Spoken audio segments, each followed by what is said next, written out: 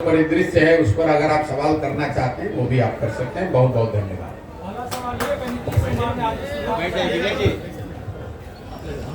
बोलिए। माइक से पूछिए, बिल्कुल इत्मीनान से पूछिए, कोई घबराहट नहीं। 1 घंटा बैठे, बोलिए। बिहार में राजनीतिक घटनाक्रम के तहत नीतीश कुमार ने महागठबंधन सरकार से इस्तीफा दिया है और एनडीए के साथ सरकार बनाने वाले हैं, इसमें क्या कहें?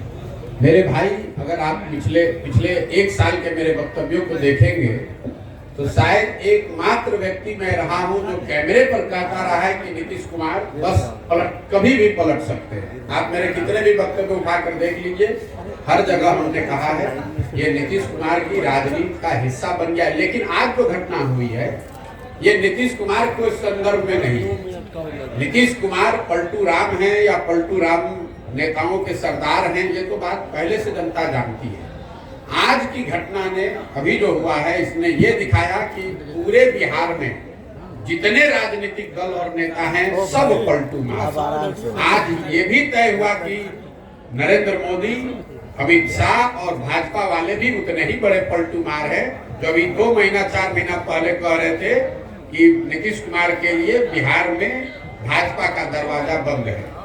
ये पलटू मार पूरी राजनीतिक व्यवस्था है, इसलिए कि कल तक जो नीतीश कुमार को गाली दे रहे थे भाजपा के वर्कर, समर्थक, कार्यकर्ता, आज ही से इनको सुशासन का नया प्रतिमूर्ति बताने लगेंगे। ये पलटू मार व्यवस्था इसलिए है कि आज तक राजद जो उनको सुशासन और भविष्य का नेता बता रही थी, अभी आज शाम होते होते वो फिर नीतीश कुमार को गाली देंगे। उनको शराबबंदी में माफियागिरी दिखने लगेगी, भ्रष्टाचार उनको बिहार में दिखने लगेगा।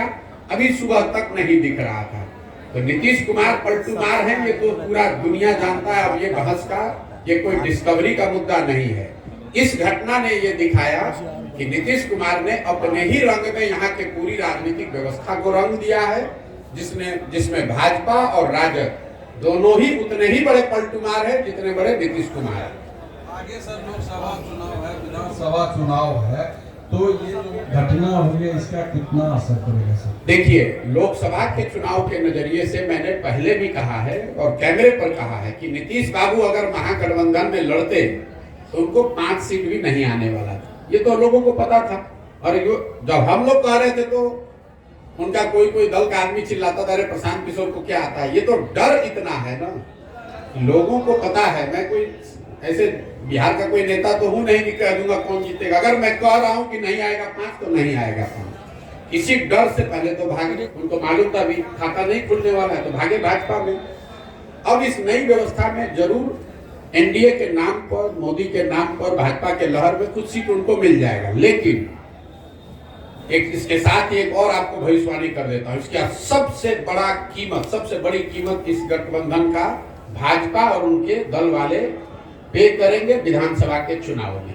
लोकसभा में नहीं, लेकिन भाजपा को इसकी बहुत बड़ी कीमत चुकानी पड़ेगी आने वाले विधानसभा चुनावों में। क्योंकि जो भाजपा का समर्थक है, जो उनका वोटर है, नेता है, काडर है, आज उसके पास कोई जवाब नहीं है कि आखिर आप जिस नीतीश कुमार को आपने एक बार 2020 में थोपा, तब भी आपके 75 एमएलए थे, इनके 42 थे, आप क्यों नहीं मुख्यमंत्री बने? क्यों नहीं बिहार को सुधारने का जिम्मा लिया? एक बार फिर नीतीश कुमार भागे तो आपने कहा नीतीश कुमार धोखेबाज है, और आज फिर उसी नीतीश कुमार को आप बिहार पर थोप रहे हैं। तो जिस तरह से कांग्रेस और कांग्रेस के नेतृत्व ने चंद सांसदों के लालच में बिहार को 20 वर्ष तक लालू के हाथ में बेचा, इसकी चिंता नहीं की कि बिहार के लोगों का क्या होगा। 10, 15, 20 सांसद हमारे जीत के यूपीए के आते रहे। लालू जी अगर पूरा बिहार लूट कर बर्बाद कर रहे हैं तो कोई चिंता नहीं थी सोनिया गांधी को, कोई चिंता नहीं थी कांग्रेस की लीडरशिप को। वही हाल आज भाजपा के लीडरशिप का है। उनकी चिंता बस इतनी है कि संसद में अगले लोकसभा चुनाव में हमारा 30-35 सांसद जीत कर आ जाए। अगर नीतीश कुमार ने पूरा बिहार को बर्बाद कर दिया है, उनकी मानसिक हालत नहीं है बिहार को चलाने की, इसकी कोई चिंता उनको नहीं है। वो बिहार के लोगों की चिंता नहीं है, उनको बिहार के बच्चों की चिंता नहीं है। तो लोकसभा में तो असर नहीं दिखेगा ज्यादा, लेकिन विधानसभा में भाजपा को बहुत बड़ी कीमत इसकी चुकानी पड़ेगी। और आप इस वक्तव्य को नोट करके, रिकॉर्ड करके रखिए। अगर न हो तो मेरी गर्दन आप पकड़ लीजिएगा। कांग्रेस से आपका संबंध है सर? मेरे भाई ऐसा है कि मेरा संबंध किससे है कि बताने वाले पंडित इतने हैं बिहार में कि बेचारे 1.5 वर्ष से कोई बता रहा है कि मैं भाजपा से मेरा संबंध है, कोई बता रहा है कांग्रेस से है, कोई बता रहा है नीतीश और लालू से है। मेरा संबंध इस देश में ज्यादातर बड़े नेताओं और दलों से रहा है, लेकिन पिछले 2 वर्ष से जब से मैंने वो काम छोड़ दिया, मैंने एक ही संबंध बनाया और उसको निभाने की कोशिश कर रहा हूँ। वो है संबंध बिहार की जनता से। मेरा संबंध बिहार की जनता से है और मैं पूरी तरीके से कृत संकल्पित हूँ कि ये जो चला रहे हैं ये लोग, लालू नीतीश भाजपा, ये जो रिवॉल्विंग डोर चला रहे हैं, जिसका जब मन है वो बैठ जाता है, इनका सामूहिक खात्मा अगले 2 वर्ष में बिहार की जनता की मदद से कराकर आपको दिखाएंगे। आप हमेशा मौजूदा सरकार पर हमला बोलते हैं। आपने कहा कि 2 साल पहले तक संबंध था बड़े बड़े नेताओं से, तो चीजों को बदल सकते थे, आप उनको सुझाव दे सकते थे कि इस तरह से बिहार को चलाना है, ये योजना लाइए, ऐसे करिए, बिहार डेवलप होगा, ये कर सकते थे। बिल्कुल कर सकते थे, किया भी। 2015 में बिहार की राजनीति से मेरा कोई लेना देना कभी नहीं रहा, लेकिन 2015 में जब यहाँ मैंने नीतीश कुमार की मदद की तो उसके साथ साथ 7 निश्चय का कार्यक्रम भी बनवाया, बिहार विकास मिशन की परिकल्पना भी की, लेकिन हम कोई मंत्री नहीं बने, हम यहाँ कोई ओहदा लेके नहीं रहे, हम तो चले गए।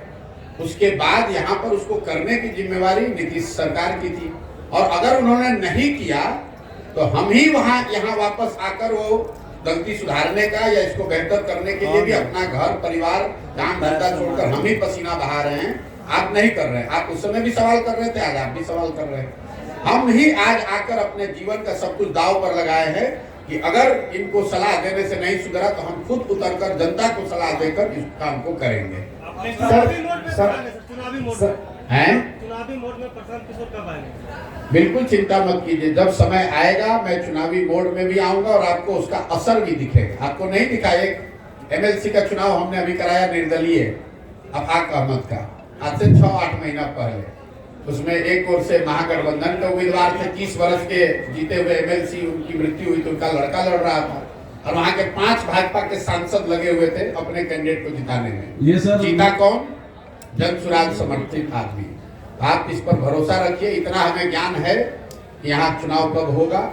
जब चुनाव होगा तो आप जनसुराज को, प्रशांत किशोर को चुनाव के मोड में भी देखेंगे और इन लोगों का सबका खटिया खड़ा करते हुए भी आप देखेंगे। ये लोकसभा चुनाव में इंडी एलायंस का क्या भविष्य देखते हैं? नीतीश जो इसके सूत्रधार थे, नीतीश कुमार, वो खुद चले गए। पहले बात तो आप ये समझिए कि नीतीश कुमार कभी इसके सूत्रधार थे नहीं।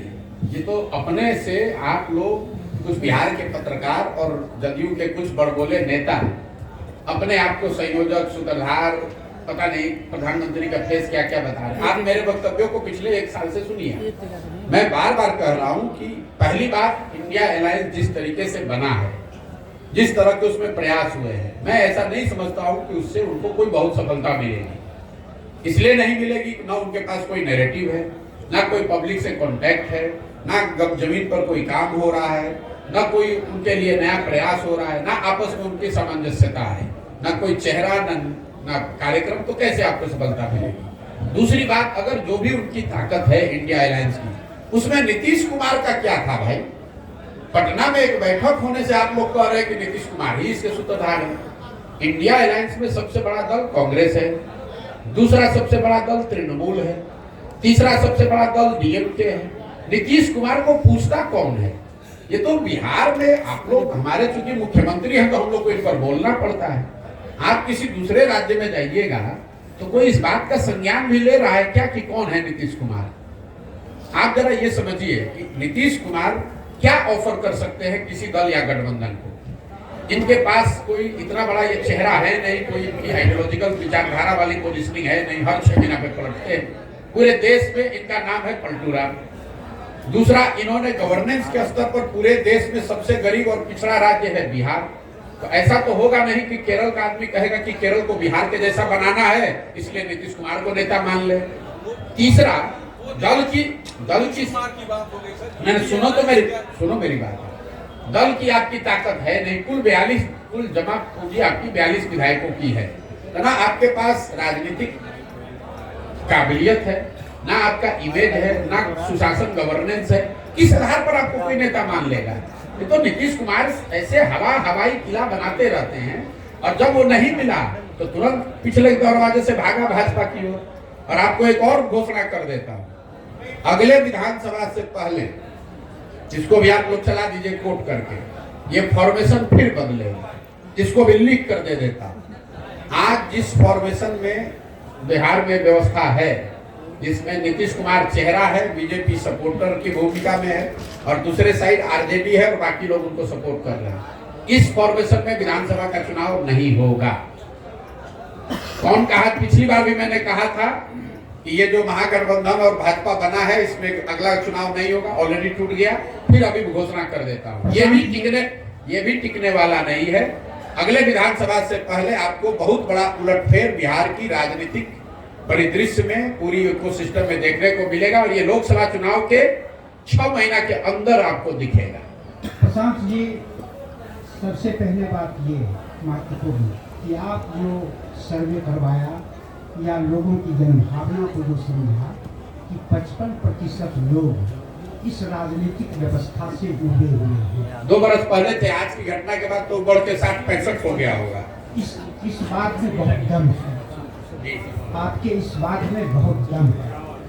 उस 55% लोगों को कोई विकल्प नहीं मिलेगा। अब जो विकल्प देने की एक बात हो रही है, क्या उस विकल्प में फिर वही जातवाद या वही पूंजीपति वर्ग आएंगे जो इस तरह का? देखिए, विकल्प जो बनाने की बात है, अगर वो विकल्प मैं बनाता या कोई 10, 15, 25, 50 व्यक्तियों का समूह बनाता, कोई जाति विशेष के लोग बनाते, कोई धर्म विशेष के लोग बनाते, कोई परिवार के लोग बनाते, तो आपकी बात सही हो सकती थी। इसीलिए तो ये प्रयास किया जा रहा है कि विकल्प बनाने के लिए मैं जितना बड़ा प्रयास कर रहा हूँ, 2-2.5 बरस गांव पैदल चल के एक व्यक्ति से मिलकर विकल्प बनाने का प्रयास करें, ताकि जब ये नया दल बने, विकल्प बने, तो दल प्रशांत किशोर का ना हो, किसी जाति विशेष, किसी परिवार का ना हो, पूरे बिहार के लोगों का हो, जो लोग पूरी तरीके से इस बात से कन्विंस है, जो आपने कहा, इस बात में दम है कि बिहार में नया विकल्प चाहिए। और मेरा ऐसा मानना है कि बिहार में 1% लोग, अगर 100 में 1 आदमी, 50 लोग चाहते हैं नया विकल्प बने, 55 लोग, लेकिन अगर 100 में 1 आदमी भी विकल्प बनाने के लिए खड़ा हो गया, तैयार हो गया, तो पूरे बिहार में करीब 13-14 लाख लोग मिलकर इस दल को बनाएंगे, जो अपने आप में विश्व के स्तर पर सबसे बड़ी घटना होगी। आज तक 10-15 लाख लोग मिलकर कोई दल नहीं बनाए हैं। ये प्रयास हम कर रहे हैं कि लाखों लोग, 10 लाख लोग से ज्यादा लोग मिलकर इस दल की स्थापना करें, ताकि वो किसी एक व्यक्ति का दल ना हो, उसको लोकतांत्रिक तरीके से बनाया जाए। जो लोग इसको बनाए वो तय करें कि इस दल का नाम क्या होना चाहिए, वो लोग तय करें कि इस दल का संविधान क्या होना चाहिए, वो सारे वर्गों का दल हो, सारे लोगों, सारे जातियों का दल हो, सारे बिहार के उन लोगों का दल हो जो चाहते हैं कि बहुत हुआ, अब नहीं सह सकते हैं, अब हमें नया विकल्प चाहिए। ये लालू, नीतीश और भाजपा से आगे बढ़ने देखने का समय आ गया है, और जनता इसके लिए तैयार है। उसको सिर्फ एक मदद चाहिए। मेरी भूमिका एक कुम्हार की है। घड़ा जो है वो तो मिट्टी और चाक से बनता है। मिट्टी और चाक बिहार में तैयार है, फैला पड़ा हुआ है। मुझे उसको एक साथ करके सही मात्रा में पानी डालकर गूंदकर चाक पर थोड़ा सा सहारा देंगे, अपने आप को खड़ा होकर आएगा और आपको नया विकल्प बिहार में दिखेगा। और 2 बरस में बिहार में जो ये व्यवस्था बनेगी, पूरा देश इसको देखेगा कि जो बिहार के लोगों ने करके दिखाया है। आज पूरे देश में हम लोग की हंसी उड़ाई जा रही है। ये नीतीश कुमार पलटू राम के चक्कर में पूरे देश में लोग हंस रहे हैं कि भाई बिहार में क्या हालत है। मैं चाहता हूं कि बिहार के लोग इससे सीखें और ऐसी व्यवस्था बनाएं कि पूरा देश खड़ा होकर कहे कि नहीं, जिस बिहार के लोग को हम लोग बेवकूफ, अनपढ़ जातियों में बटा हुआ मानते थे, उसी बिहार के लोगों ने मिलकर वो व्यवस्था, वो दल बनाया है जो देश के लिए अनुकरणीय है। पदयात्रा के दौरान 13 जिला की आपने पदयात्रा पूरी की। इस पदयात्रा के दौरान ऐसे चेहरा चिन्हित हुए आपके नजर में जिनको आप पदयात्रा से पहले लक्ष्य ये था कि हर प्रखंड से 20 ऐसे लोगों को चुनकर निकाला जाएगा जो इसके संस्थापक सदस्य बनेंगे, जो दल को बनाने वाले बनेंगे। अभी तक पदयात्रा का अनुभव है, हर प्रखंड से करीब 2500 इसको नोट कर लीजिए, 2500 लोग जन स्वराज के संस्थापक सदस्य बन रहे हैं या बनने के लिए इच्छुक है या वो बनाया जा रहा है। जब मैं बेगूसराय से निकलूंगा तो यहाँ से करीब करीब हर प्रखंड में 2 से 2500 लोग जन स्वराज के आपको मिलेंगे, जो किसी दूसरे दल के मुकाबले बड़ी ताकत है और इसीलिए इतना समय इसमें लग रहा है। और आप जो देख रहे हैं, इतनी बड़ी जो व्यवस्था है, इतने हजारों लोग जो इसमें पैदल चल रहे हैं, यही लोग हैं जिनमें से चुनकर वो निकाला जा रहा है। और यात्रा खत्म होने के 15 दिन के अंदर जिले में, अनुमंडल में, प्रखंड में और पंचायत में आपको पूरी जन स्वराज के संगठन के लोग, संगठन, ऑफिस, कार्यालय सब आपको 15 दिन में दिखने लगेगा। बिहार में लंबे समय से आरजेडी और जेडीयू का जो है शासनकाल चल रहा है, लेकिन आखिर बिहार बदलेगा कैसे? क्या उसका चेहरा कहीं प्रशांत किशोर जी तो नहीं? बिहार तब बदलेगा जब बिहार के बच्चों का चेहरा लोगों की प्राथमिकता बन जाए। मोदी के चेहरे पर वोट बंद हो जाए, लालू के चेहरे और मोदी के और नीतीश के और प्रशांत किशोर के चेहरे पर नहीं। जिस दिन लोग अपने बच्चों के चेहरे को देखकर वोट देने लगेंगे, उस दिन बिहार बदलेगा। जिस दिन लोगों को इस बात का एहसास होगा कि मोदी को वोट देने से बिहार में बेरोजगारी खत्म नहीं हुई, हमारे बच्चों का पलायन नहीं रुका, उस दिन बिहार बदलेगा। जिस दिन लोग जाति वालों को वोट देने से पहले उनसे ये सौदा करेंगे कि हमारे बच्चे को पढ़ाई रोजगार दोगे तब तुम्हें वोट दूंगा, तब बिहार सुधरेगा। प्रशांत किशोर को वोट देने से, जन स्वराज को जिताने से बिहार नहीं बदलेगा। लोगों को अपने स्वभाव में, अपनी समझ में फर्क लाना पड़ेगा, तब बिहार बदलेगा। वरना अगर कल जन स्वराज जीत जाए, प्रशांत किशोर बैठ जाए, तो भी हम काम नहीं करेंगे। क्योंकि बंधुआ मजदूरी जो है, राजनीतिक बंधुआ मजदूरी बिहार की सबसे बड़ी समस्या है। कोई जाति के आधार पर बंधुआ मजदूर है, कोई धर्म के आधार पर बंधुआ मजदूर है, कोई लालू के डर से भाजपा का बंधुआ मजदूरी कर रहा है, कोई भाजपा के डर से लालू का बंधुआ मजदूरी कर रहा है। तो जब बिहार में राजनीतिक बंधुआ मजदूरी से हम लोग अपने आप को आजाद कर लेंगे, बिहार में परिवर्तन होगा। और आप देखेंगे कि अगले 10 वर्ष में हम लोग के जीवन काल में वो समय भी आएगा जब बेरोजगारी और पलायन छोड़िए, 10 वर्ष में मैं आपको लिख कर दे रहा हूँ, हम लोग वो समय देखेंगे जब दूसरे राज्यों से लोग बिहार में नौकरी रोजगार करने आएंगे। ये विजन और ये सपना लेकर ये प्रयास कर रहे हैं। तो फिलहाल सर महागठबंधन सरकार ने भी रोजगार दिया है बाहर के लोगों को, किसको दिया है? ये पहले तो आप लोग कुछ थोड़ा भी अपना रिसर्च करके नहीं आते। आपने कहा कि महागठबंधन सरकार ने लोगों को रोजगार दिया है। कैसे दिया है? 2 लाख शिक्षकों की बहाली की आप बात कर रहे हैं। इतना बड़ा फ्रॉड है ये। इसमें आधे से ज्यादा लोग वो थे जो पहले से शिक्षक थे, वो नियोजित शिक्षक थे, अब उनको राज्यकर्मी बना दिया गया। तो ये नया रोजगार नहीं है। दूसरा, जो नए लोगों को मिला पढ़ाई का साधन, उसमें भी आधे से ज्यादा लोग बिहार के बाहर के लोग। नीतीश कुमार बेवकूफ आदमी खड़ा होकर खुद ही गिना रहा है कि 12-13 राज्यों के लोग आकर यहाँ शिक्षक बने हैं जरा, लेकिन उसकी हिम्मत नहीं है उस सरकार की वो संख्या जारी करके बता दे कि कितने बिहार के नए लड़कों को शिक्षकों की नौकरी मिली है। 50% से ज्यादा लोग का सर्विस कंडीशन बदला गया है, नया रोजगार नहीं मिला है। और जो 50% के आसपास नए लोगों को शिक्षकों के तौर पर नियुक्त किया गया है, उसमें से ज्यादातर लोग बिहार के बाहर के हैं। ये महागठबंधन, तेजस्वी, नीतीश, लालू, इनका सोच है कि हमारे बच्चे जाकर बाहर मजदूरी करें, ठेला लगाएं, सब्जी बेचें और दूसरे राज्य के लोग आकर बिहार में 50,000 रुपया के शिक्षक का काम करें। ये इनकी दूरदर्शिता दिखाता है। ये प्रधानमंत्री बनने के लालच में अपना देश में इमेज बना रहे थे नीतीश कुमार कि हम पूरे राज्य में यूपी के और गुजरात के लोगों को नौकरी देके बिहार में, तो सब लोग कहेगा कि नीतीश कुमार बहुत बड़ा नेता है। ये आदमी अपनी कुर्सी और अपनी महत्वाकांक्षा के लिए बिहार के किसी भी वर्ग का, किसी भी व्यक्ति का कुछ भी बेचने को तैयार है। ये बिहार की जनता देख रही है कि नीतीश कुमार, आज के नीतीश कुमार अपनी कुर्सी बचाने के लिए, अपनी महत्वाकांक्षा के लिए कुछ भी कुर्बानी देने को तैयार है। बिहार के लोगों की बलि चढ़ जाए, इस आदमी को कोई चिंता नहीं है। सर अपने पश्चिमों में महात्मा गांधी जी को रखने का क्या मतलब है? अब इस देश में, इस धराधाम पर, इस धरती पर महात्मा गांधी से बड़ा सामाजिक, राजनीतिक चिंतक, विचारक, आइकॉन तो पूरे देश में कोई बना नहीं। तो अगर गांधी को लेकर नहीं चलेंगे तो किसको लेकर चले? आप बता दीजिए, गोडसे को लेकर चले? मेरे भाई, गांधी ही वो सोच है, गांधी ही वो विचारधारा है, गांधी ही वो आइकन है जो आज की इस परिस्थिति से हम लोग को बाहर निकाल सकते हैं। इसी सोच को साथ में लेकर समाज के सभी वर्गों को जोड़ा जा सकता है।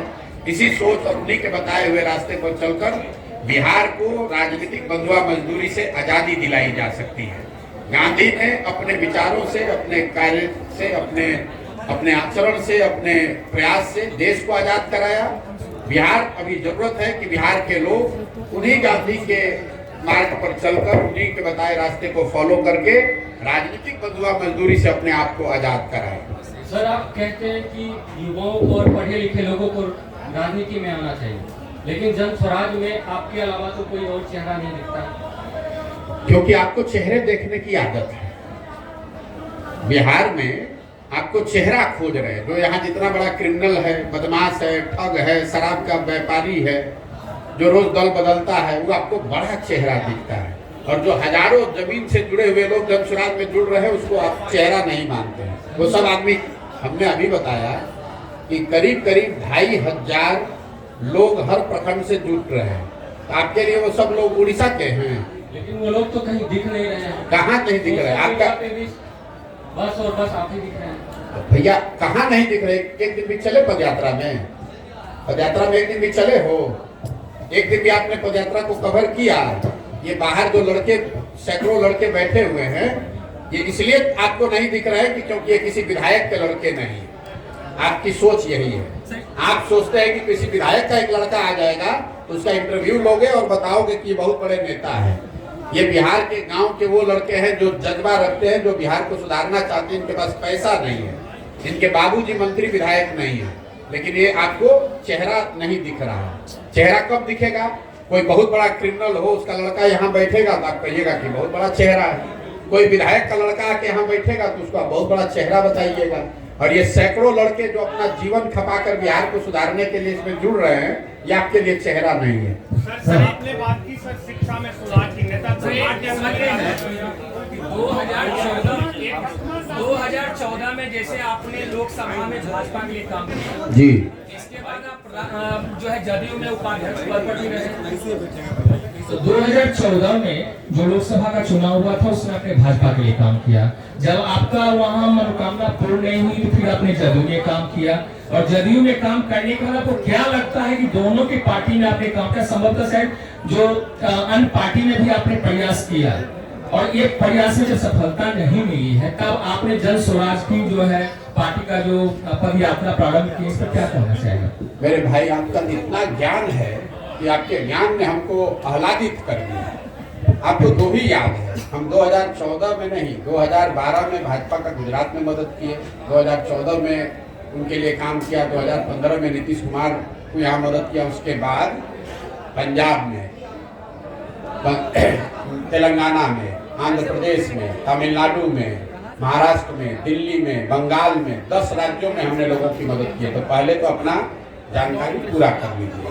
और जो काम हमने किया है वो डंके की चोट पर किया है, चोरी नहीं किया, किसी का लूटा नहीं है।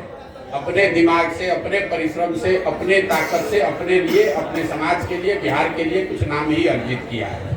दूसरी बात, हम किसी मुख्य, हमारा जो काम है वही हमारी पहचान है। आज आप लोग ये 70 लोग आए हैं इंटरव्यू लेने, इसलिए नहीं कि हम पैदल चल रहे हैं, इसलिए कि आप 10 वर्ष का मेरा काम जानते हैं। अगर हमने वो काम नहीं किया होता तो जैसे अभी भाई साहब बता रहे थे कि कोई चेहरा नहीं दिख रहा है, आपको भी हम इसी बेगूसराय से गुजरते तो आप कहते ही कौन है। तो 10 वर्ष किए हैं काम, तभी आप आए हैं। हम किसी मुख्यमंत्री प्रधानमंत्री के लड़के नहीं हैं कि पैदा हुए और कहे कि अब हम हैं तारनहार सबके, इसीलिए वो काम किया। आपने कहा कि हमारी मनोकामना पूर्ण नहीं हुई, हमारे मन की कामना आपको मालूम है, इसके लिए तो आपको धन्यवाद करना चाहता हूँ। लेकिन जहाँ तक देश जानता है, उस 10 वर्ष में इस देश में, उस विधा में हमसे बड़ा नाम तो किसी का नहीं था। चाहते जीवन भर वही काम करते, लेकिन जब वो ताकत, वो पहचान, वो शक्ति बनी, जब अनुभव पूरा हुआ तो उसको लेकर यहाँ आए हैं। और 2 बरस से सब कुछ छोड़कर अपने जीवन का खेत में रहते हैं, गांव में चलते हैं, 2 बरस से रात दिन एक किए हुए हैं। कि यहाँ की स्थिति को सुधारने का प्रयास किया जाए। आपने कहा उस दल को किया, उस दल को किया। अगर उस दल में वो सब कुछ सही होता ही तो फिर हमको नए प्रयास की जरूरत क्या है।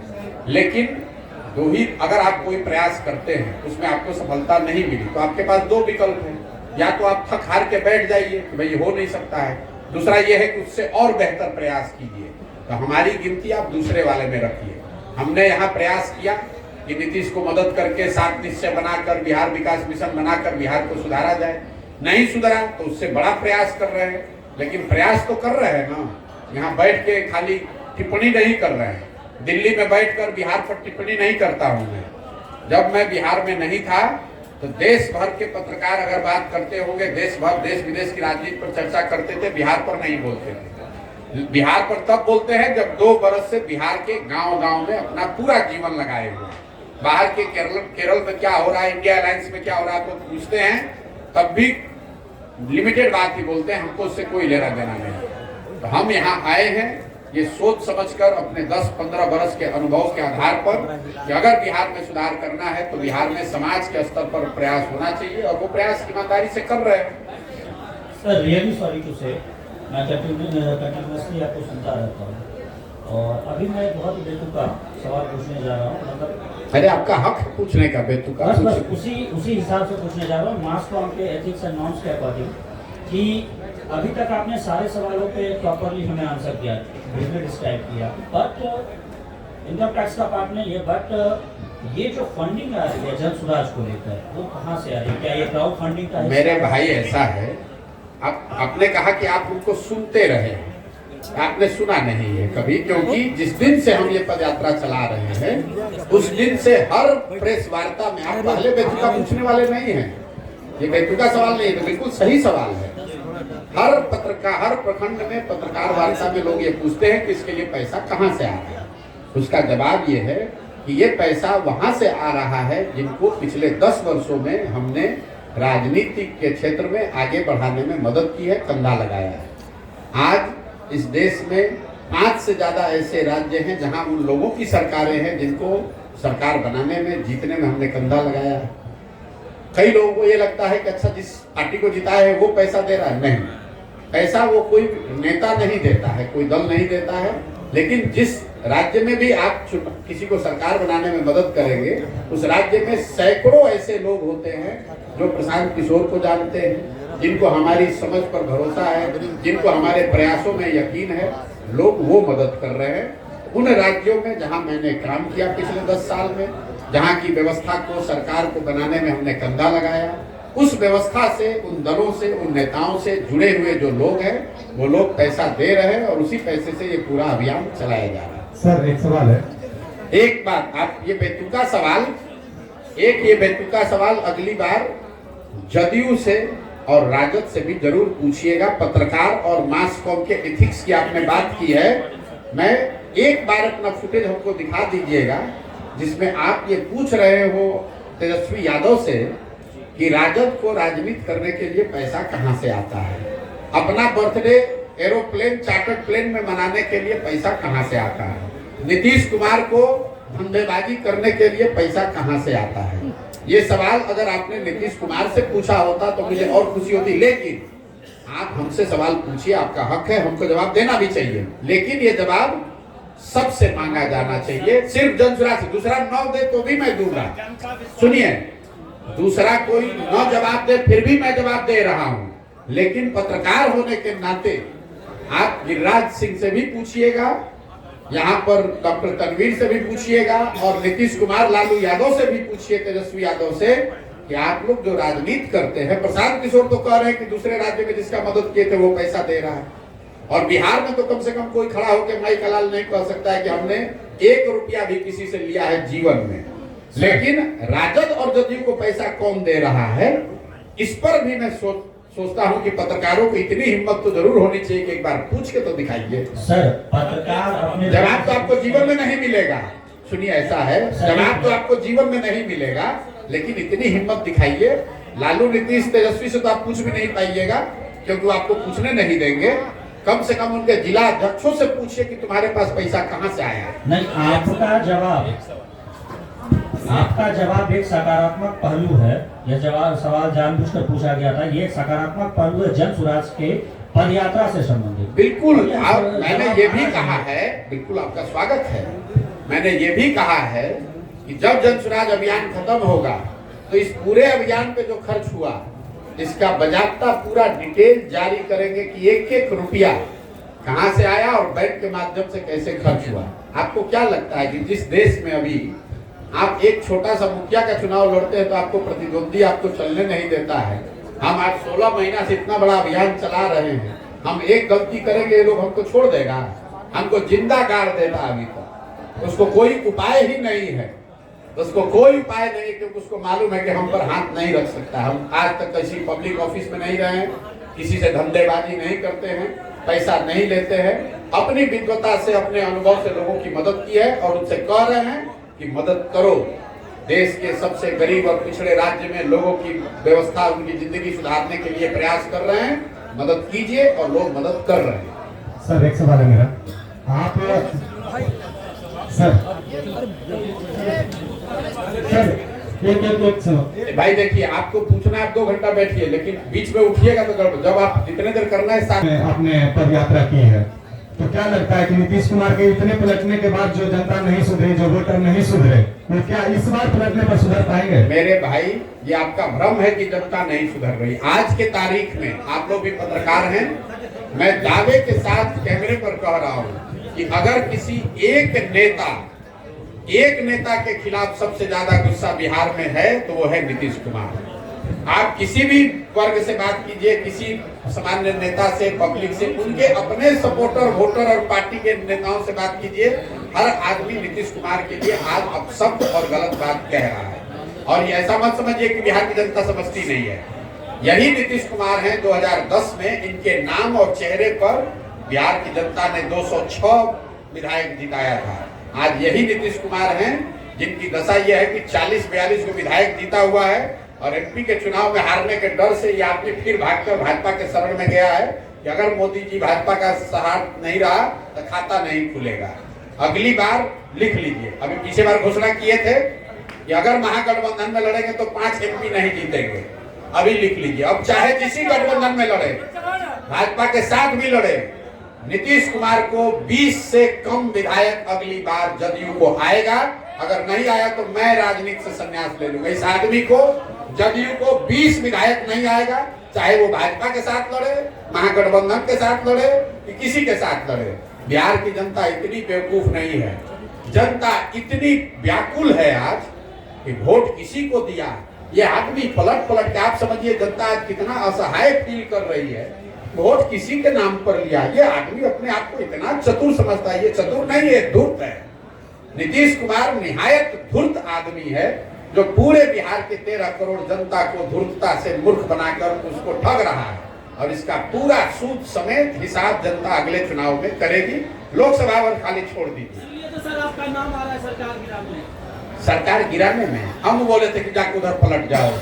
ये नीतीश कुमार इतना धूर्त है, जब महागठबंधन भागे तो कहा कि प्रशांत किशोर भाजपा के एजेंट हैं। आज जितने हमारे मुसलमान भाई हैं, भाजपा विरोधी जो लोग हैं बिहार में, उनको इसका चेहरा पहचानना चाहिए कि आदमी कितना बड़ा धोखेबाज है। सर 25 की भविष्यवाणी लगे रखकर बीजेपी को भविष्यवाणी तब करते हैं, भविष्यवाणी नहीं करते हैं। ये तो आप जानते हैं कि प्रशांत किशोर भविष्यवाणी नहीं करता है। सुनिए मेरी बात, मैंने जीवन में सिर्फ एक बार, बिहार आने से पहले सिर्फ एक बार भविष्यवाणी की थी, बंगाल के चुनाव को लेकर। जब पूरे देश के लोगों ने कहा कि भाजपा को 200 सीट आएगा, तो हमने कहा कि इनको 100 नहीं आएगा और 100 से ज्यादा आएगा तो संन्यास ले लेंगे। भाजपा को आया 77। मैंने बिहार में आकर दूसरी घोषणा की कि नीतीश कुमार महागठबंधन में नहीं टिकने वाला, अगर टिक के लड़ेगा तो 5 एमपी नहीं आएगा। महागठबंधन से पहले छोड़कर भाग गए, 2 तो ठीक हो गया। अब तीसरी घोषणा अभी कर देते हैं। जिस फॉर्मेशन में भी नीतीश कुमार लड़े, अगले विधानसभा चुनाव में नीतीश कुमार की दल जदयू को, चाहे भाजपा के साथ लड़े, महागठबंधन में लड़े, अकेले लड़ जाए, 20 सीट नहीं आएगा। अगर आएगा तो ये आप लोग सब रिकॉर्ड कर रहे हैं, नोट करके रखिए। मैं जीवन में अपने काम से संन्यास ले लूंगा। बिहार की जनता के विद्वता पर मुझे इतना यकीन है। सर बिहार ये भाई हम जितना घोषणा कर रहे हैं उतने सुनो। सर बिहार में जो जातीय जनगणना हुई है, इसलिए उसको 20 से कम सीट आएगा नीतीश कुमार को, क्योंकि जनता ये सुनिश्चित करना चाहती है कि नीतीश कुमार को इतना कम सीट दो कि कोई गणित लगा के ये आदमी फिर से मुख्यमंत्री न बन जाए। सर बिहार में जो जातीय जनगणना हुई है, बिहार वासियों को कितना इससे क्षति भोगना पड़ेगा, और क्या आप इसे सही मान रहे हैं या गलत? और लोकसभा विधानसभा में कितना प्रभाव देखिए, पड़ेगा? नीतीश कुमार, लोग कोई कहता है कि भाजपा जात धर्म का कमंडल का राजनीति करता है, ये मंडल की राजनीति करते हैं। नीतीश कुमार ऐसा चालू आदमी है कि कमंडल और मंडल दोनों की राजनीति करना चाहते हैं। इनको कोई फायदा नहीं होगा। मैंने पहले भी कहा है, जातिगत सर्वे से नीतीश और लालू ने ये दिखाया कि उन्होंने अपना प्रमाण, अपना कीचड़ अपने मुंह पर लगाकर दिखाया कि 30 वर्ष से जिन जातियों के नाम पर वो राजनीति करते रहे हैं, उनके भलाई के लिए, उनके बेहतरी के लिए इन दोनों लोगों ने कुछ नहीं किया है। अगर उनकी हकमारी हुई है, जो कि आंकड़ों में दिख रहा है, इन्हीं के आंकड़ों में दिख रहा है, वो हकमारी किसने की है? पिछले 32 साल से तो लालू और नीतीश ही सत्ता में हैं। इन्होंने उनको कोई जगह नहीं दी, उनको कोई विभाग नहीं दिया, उनको संसाधन नहीं दिए, उनके बच्चों के पढ़ाई की व्यवस्था नहीं की, उनको रोजगार नहीं दिया, उनके नाम पर राजनीति की, उनके राजनीति पर कुर्सी पर बैठे। तो जनता उसको देख चुकी है। और अगर अभी तक जो लोग बता रहे थे कि जातिगत सर्वे इतना बड़ा मास्टर स्ट्रोक है कि नीतीश कुमार ही उससे, तो इनको भागने की जरूरत क्या पड़ी? हम तो ये बात पहले से घोषणा कर रहे हैं कि जातिगत सर्वे का इनको नुकसान होगा, क्योंकि सब ने देख लिया कि तुम जाति की बात करते हो, जाति की गणना करते हो, उसके लिए करते कुछ नहीं हो, मलाई मारते हो तुम और लालू जी। इसलिए भैया, अगर इनको दम था तो अभी फिर सरकार बनाए हैं। किसी मुसलमान को बना दे होम मिनिस्टर, किसी अति पिछड़े को बना दे होम मिनिस्टर। तू क्या बकवास कर रहे हो यार? मैं ये कह रहा हूँ कि अभी सरकार भाजपा, अभी तो लालू जी के साथ बनाए तो उसमें तो हक नहीं दिया। अब अगर भाजपा के साथ बनाए हैं तो अति पिछड़ों को, दलितों को नीतीश कुमार अपने पार्टी के किसी अति पिछड़ा को होम मिनिस्टर बना दे। मैं चुनौती दे रहा हूँ, किसी अपने पार्टी के दलित महादलित साथी को फिनांस मिनिस्टर बना दें, शिक्षा मंत्री बना दें। हम देखते हैं, अगर चुनौती दे रहे हैं, अगर बना दे तो मान जाएंगे। बहुत बहुत धन्यवाद।